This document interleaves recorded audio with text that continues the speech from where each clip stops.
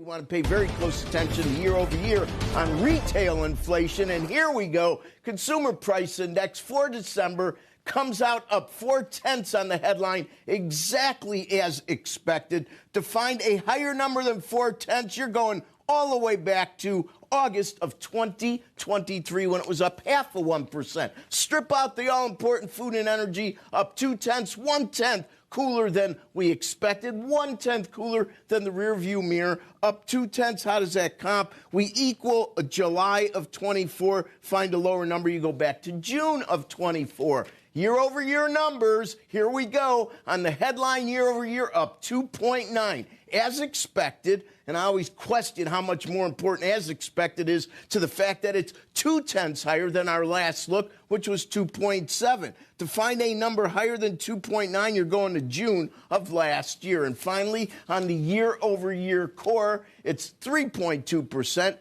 1/10 lighter than the rearview mirror, 1/10 lighter than expectations. But, 3.2 is a little bit of progress. It equals where we were in August. Now, that equals August. To find a lower number, you're really going in the Wayback Machine. You have to find a 3% number, and that's all the way back in April of 21. Now, many don't look at the indices. I look at the indices. This really says it all. Okay, if you look at the CPI index, started in 1913, it now is 315.605. 315.605. That's the second highest number ever. The highest, the record, was October of 24. If you look at this, pretty much every month we make new all-time highs. So it's nice that we pulled back just a smidge.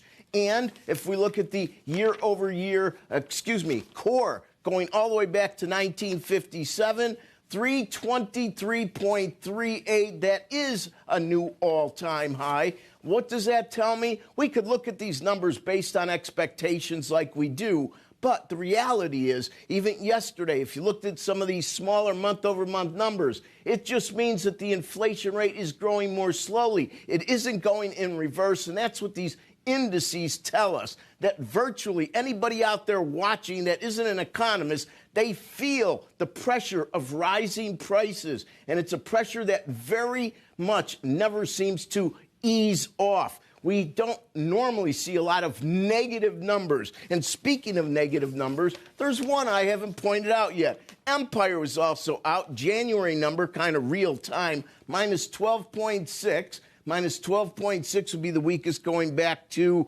minus 15 and change in May of last year. So we still see that manufacturing is a bit curtailed. Interest rates moving significantly lower here, significantly lower. Maybe it was the month-over-month core. Maybe it's the fact that we came in as or a little light on expectations, what the market prepared for. But like yesterday, we want to watch the secondary and tertiary response as we get closer to the opening of equities, because it may be a very short-lived rally pushing yields down. And I do want to point out that we have traded slightly on an intraday basis above 480 in a 10. We touched 5% yesterday briefly in a 30. And the dollar index, well, even though it isn't monetized now on Monday, it was at a 26-month high close. Becky, back to you.